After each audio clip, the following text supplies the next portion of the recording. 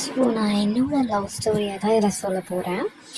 So first வந்து நாங்கள் ஒரே காலேஜில் ஒரே கிளாஸில் படித்தோம்.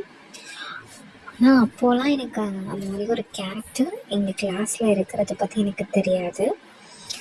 ஸோ ஒரு நாள் வந்து என்னாச்சு, நாங்கள் ஒரே சிம்போசியம் போனோம். அந்த சிம்போசியம் தான் அட்டன் பண்ணி முடிச்சுட்டு, ஆக்சுவலி அந்த சிம்போசியம்லாம் நிறைய பேருக்கு நான் தான் ரிஜிஸ்டர் பண்ணேன். அப்போ வந்து என்னோடய லவர் அவனுக்கு மட்டும் பண்ண முடியல. ஆனால் அப்போதைக்கு அவன் லவர் கிடையாது. ஆனால் எல்லோரும் எனக்கு ஃபோன் பண்ணி அவன் தான் பண்ணிவிடுங்க. ஸோ எனக்கு ஒரு டவுட், ஆனால் அப்படி என்ன இம்பார்ட்டன்ட் அப்படின்னு சொல்லிட்டு, அப்படி என்ன எல்லாருக்கும் ஸ்பெஷல் அவன் அப்படின்னு சொல்லி அப்போவே ஒரு எண்ணம் இருந்துச்சு. அப்புறம் கொஞ்ச நாள் கழித்து நான் வந்து சிம்போசியம்லாம் போகணும். ஸோ சிம்போசியமில் பற்றி சொல்கிறதுக்கெல்லாம் பெருசாக எதுவும் இல்லை. ஆஸ் யூஷுவல் நம்ம காலேஜில் ஃப்ரெண்ட்ஸோட சிம்போசியம் சும்மா ஒரு சர்டிஃபிகேட்காக போகிறது மாதிரி தான் போகணும். அதுக்கப்புறம் வந்து நாங்கள் அங்கே வந்து ஃப்ரெண்ட்ஸ் எல்லோரும் சேர்ந்து ஒரு பீஸா சாப்பிட போனோம். இங்கே வந்து நாங்கள் வந்து ஜஸ்ட் ரொம்ப ஒரு டவுன் அந்த மாதிரி இடத்துல காலேஜஸ் தான். அங்கே அவ்வளோவா அவுட்டிங் கிடையாது. அவுட் பாஸ் வாங்கினா வீட்டுக்கு தான் போக முடியும். அவ்வளோவா ஃப்ரெண்ட்ஸ் கூடலாம் எங்கேயும் போனதில்லை. So that was my first time நாங்கள் ஃப்ரெண்ட்ஸோடு வெளியில் போயிருக்கோம். அதுவும் பீஸா சாப்பிட போகிறோம். ஸோ மேக்ஸிமம் எங்கள் எல்லாருக்குமே அதுதான் ஃபஸ்ட் டைம் பீஸான்னு கூட வச்சுக்கலாமே. ஃபஸ்ட் டைம் நாங்கள் அப்போ தான் பீஸா சாப்பிட போகிறோம். அப்போது எல்லோரும் வந்து ஆளுக்கு அவங்கவுங்க இஷ்டத்துக்கு ஆர்டர் பண்ணியாச்சு. அவ்வளோவா ப்ரைஸ் பற்றிலாம் யாரும் கண்டுக்கலை. ஸோ எண்ட் ஆஃப் த டே நாங்கள் அதை சாப்பிட்டு முடித்ததுக்கப்புறம் பில் வந்து ரொம்ப அதிகமாகிடுச்சு. ஸோ நிறைய பேரால் அதை அஃபோர்ட் பண்ண முடியல. ஸோ அஃபோர்ட் பண்ண முடிஞ்சவங்க எல்லோரும் ஷேர் பண்ணி பே பண்ணியாச்சு. பே பண்ணதுக்கப்புறம் ஸோ குறிப்பிட்டு என் தங்கக்குட்டி பாரதி அது மட்டும் சொல்லிச்சு, இந்த மாதிரி வந்து இந்த மாதிரி நம்ம எவ்வளோ பில் அப்படின்னு யார்கிட்டையும் சொல்லாத. ஆனால் எல்லாருமே சொல்லிட்டு போயிட்டாங்க, நாங்கள் ஷேர் பண்ணிக்கிறோம், இப்போ இல்லைனாலும் அப்புறமா நாங்கள் வீட்டுக்கு போயிட்டு வாங்கி ஷேர் பண்ணி அமௌண்ட்டை கொடுத்துறோம், யார்கிட்டையும் சொல்லாத, சாப்பிட்டதெல்லாம் இங்கேயே போயிடணும்.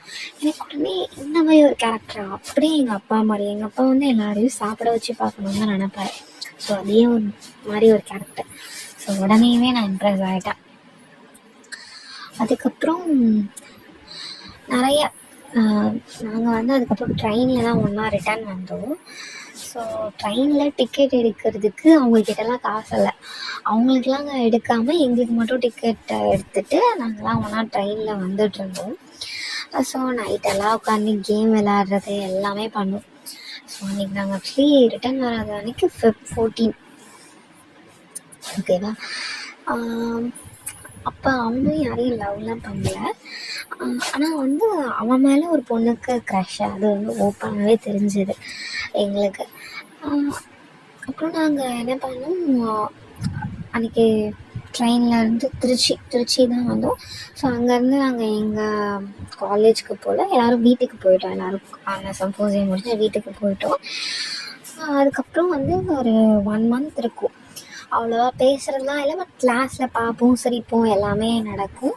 ஜஸ்ட் எல்லாருமே ரொம்ப ஃப்ரெண்ட்ஸ் ஆகிட்டோம். ஸோ நாங்கள் வந்து 4 கேர்ள்ஸ் 4 பாய்ஸ் அப்படி ஃப்ரெண்ட்ஸ் ஆகிட்டோம் எல்லாருமே. ஸோ எல்லாருமே ஒரு பேர் மாதிரி தான் வச்சுக்கோங்களேன். அப்படி தான் இருந்துச்சு. பட் எங்கள் காலேஜில் வந்து பாய்ஸ் கேர்ள்ஸ்லாம் பேசவே முடியாது. இன்னொரு சுச்சுவேஷனில் எங்கள் காலேஜில் ஐவி பிளான் பண்ணுறாங்க. ஸோ அதுக்கு முன்னாடியே நாங்கள் ஐவி போனாலுமே அந்த ஐவி அப்போலாம் நாங்கள் அவ்வளோ க்ளோஸ் கிடையாது, அவ்வளோ பாய்ஸ் கூட பேசுகிறது அந்த மாதிரி. பட் இந்த ஐவி வந்து ரொம்ப ஸ்பெஷல். ஸோ எங்களுக்குன்னு பேசுகிறதுக்கு பாய்ஸ் இருக்காங்க, ஃப்ரெண்ட்ஸ் இருக்காங்க. அந்த மாதிரி ஒரு டிஃப்ரெண்ட்டான என்விரான்மெண்ட்டில் நாங்கள் இந்த தடவை ஐவி போவோம். ஸோ அப்படி ஐவி போகும்போது எங்கள் கூடவே வந்து சமைச்சு தர மாதிரி ஆளுக்கும் வந்து ஸ்டாஃப்ஸ் அரேஞ்ச் பண்ணியிருந்தாங்க. ஸோ எனக்கு வந்து அடுத்தவங்க பிளேட்டில் சாப்பிட்றது பிடிக்காது அப்போது. ஸோ வந்து நான் வந்து சாப்பிடலை. அங்கே வந்து யூஸ் அண்ட் த்ரோ பிளேட் காலி ஆகிடுச்சின்னு சில்வர் பிளேட்ஸ் தான் கொடுத்துட்ருந்தாங்க. அதில் நான் சாப்பிடாம வந்து படுத்துட்டேன். ஸோ அன்றைக்கி நான் ஐவி கதை தனியாக சொல்கிறேன், இது வந்து தனி கதை. ஸோ வந்து என்ன நடந்துச்சுன்னா, நாங்கள் ஒன்றா வந்து எல்லோரும் சாப்பிட்டுட்டு எல்லாம் சாப்பிட்டுட்டு வந்துட்டாங்க. நான் மட்டும் சாப்பிடாம ரூமுக்கு வந்துட்டேன். அந்த டைமில் என்ன ஆச்சுன்னா, எனக்கு நைட் ஒரு 10 o'clock போல் கதவை நாக் பண்ணி என் ஃப்ரெண்டுக்கிட்ட ஒருத்தவங்க வந்து சப்பாத்தியும் சர்க்கரையும் கொடுக்குறாங்க. யாருக்குன்னு கேட்டால் எனக்குன்னு சொன்னாங்க. யார் கொடுத்தான்னு கேட்டால் பாரதின்னு சொன்னாங்க. எனக்கு எதுக்கு அந்தளவுக்கு, அதாவது என்னை அந்தளவுக்கு கேர் பண்ணியிருக்காங்க, என்னை நோட்டீஸ் பண்ணியிருக்காங்க அப்படின்னு நினைக்கும் போது எனக்கு செம்ம ஜாலியாக இருந்துச்சு. ஆக்சுவலி நாங்கள் ஐவியில் வந்து அப்போ தான் கேம்ப் ஃபயர் முடிச்சுட்டு பயங்கரமாக டான்ஸ்லாம் பண்ணிவிட்டு ரொம்ப டயர்டாகி செம்ம பசியில் தான் வந்திருந்தேன்.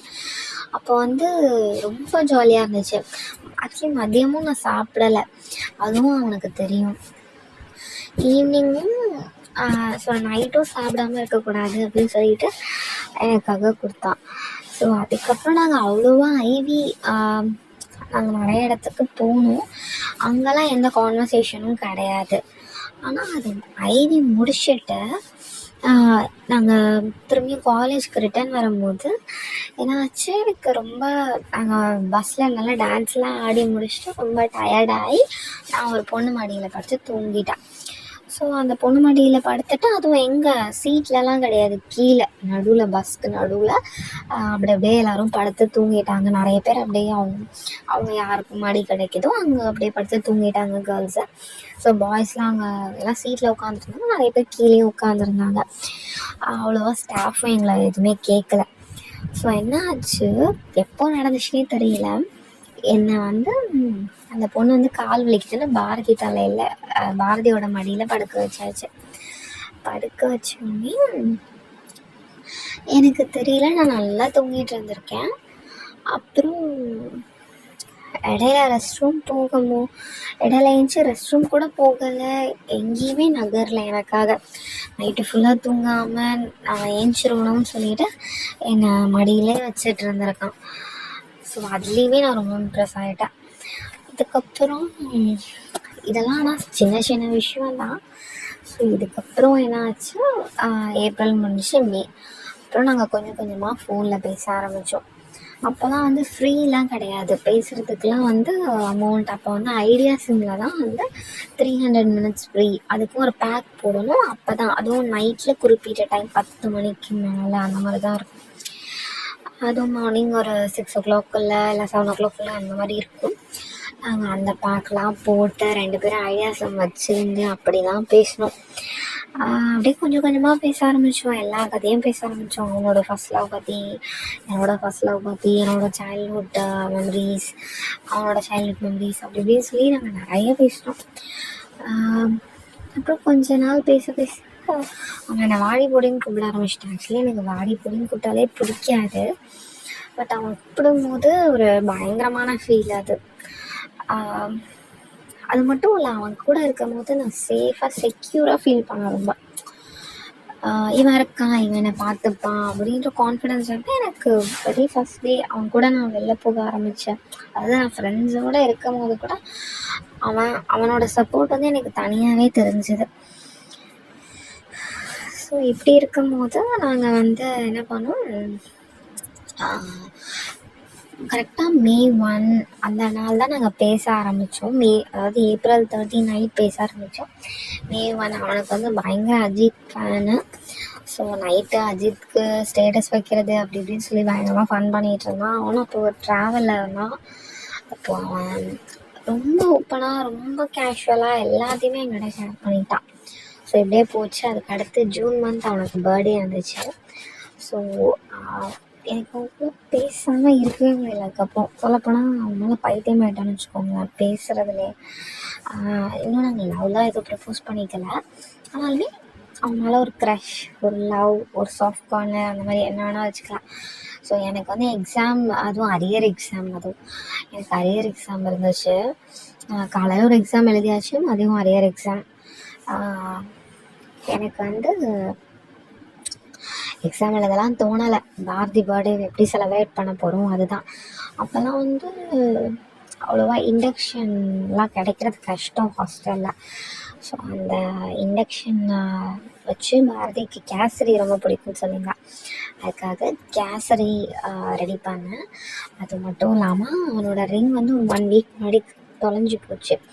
அதுக்காகவே நான் எக்ஸாமுக்கு படிக்கிறேனோ இல்லையோன்னு பரவாயில்லன்னு சொல்லிட்டு எனக்கு ரிங்லாம் எங்கே வாங்குறதுன்னு தெரியல. ஸோ அதுக்காகவே நான் வீட்டுக்கு போய், அதாவது எக்ஸாமுக்கு நடுவுலையுமே வீட்டுக்கு போய் ரிங் வாங்கிட்டு வந்தேன் அவனுக்காக. ஸோ அந்த ரிங் மாதிரி நானும் எப்பயும் அவன் கூடவே இருக்கணும்னு நான் அப்போவே நினச்சேன். ஸோ அது என் லைஃப்பில் நடந்துச்சு. அதை பற்றி நான் சொல்கிறேன்.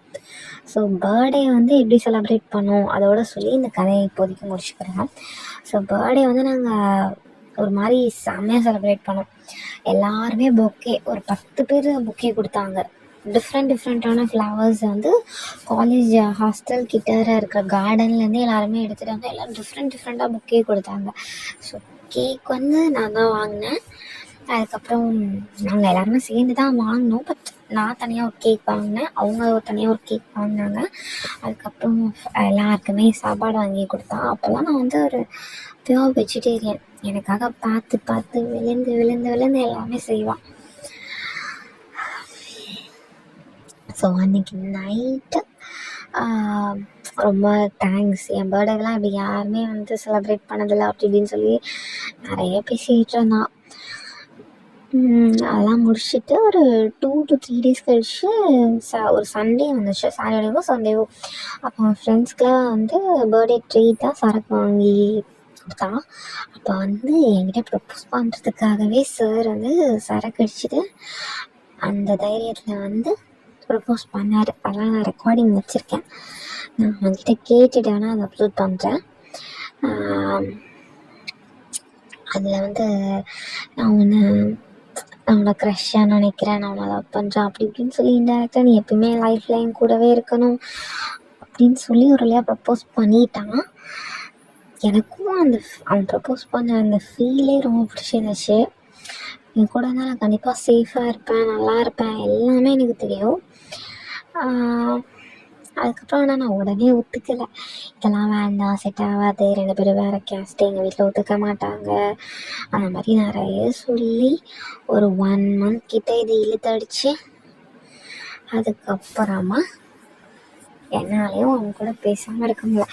அவனும் ஒரு வழியாக எல்லாம் செட் ஆகாதுன்னு போகிற நிலைமைக்கு போயிட்டான். ஏன்னா அவன் அப்படி தான், எதனாலுமே ஸ்போர்ட்டிவாக வேணும்னா வேணாம் அப்படின்ற மாதிரி இருக்காளே. ஒரு நாள் என்ன பண்ணிட்டான், பேசவே இல்லை, ஒரு நாள் ஃபுல்லாக பேசலை. எனக்கு பைத்தியமே பிடிச்சது போல் இருந்துச்சு. நான் 100 தடவைக்கு மேலே கால் பண்ணி எடுக்கவே இல்லை, 1000 மெசேஜ் அனுப்பி ரிப்ளை பண்ணவே இல்லை. அதுக்கப்புறம் பார்த்தா நான் அப்பாவோட வெளியில் போயிட்டேன், ஃபோனை வீட்லேயே வச்சுட்டு போயிட்டேன் அப்படின்னு சொன்னான். என்னால் வந்து அவன்கிட்ட பேசாமல் இருக்க முடியல. நீ என்ன லவ் பண்ணுறியா, எதுக்கு இப்போ நீ என் கூட பேசுறதுனா என்ன இப்போ அப்படின்னு சொல்லி கேட்டான். நாங்கள் பேசும்போது நைட்டு வந்து ஒரு 11 o'clock இருக்கும். அதுவும் வந்து June 27 அன்றைக்கி டேட், June 27. ஸோ அன்றைக்கி வந்து அப்படி சொல்லிட்டான். சொன்ன உடனே எனக்கு ஆமாம் நானும் அவனை லவ் பண்ணுறேன் அப்படின்னு சொல்லிட்டேன். ஏதோ ஒரு வேகத்தில் ஹஸ்கி வாய்ஸில் பாத்ரூம் கிட்டே நின்று பயந்து சொல்லிட்டேன். ஆனால் மனசுக்குள்ளே 1000 பட்டாம்பூச்சி. ஆக்சுவலி என்னை கேட்டால் என் லைஃப்பில் நான் எடுத்த பெஸ்ட்டு டெசிஷனே இதுதான் சொல்லுவேன்.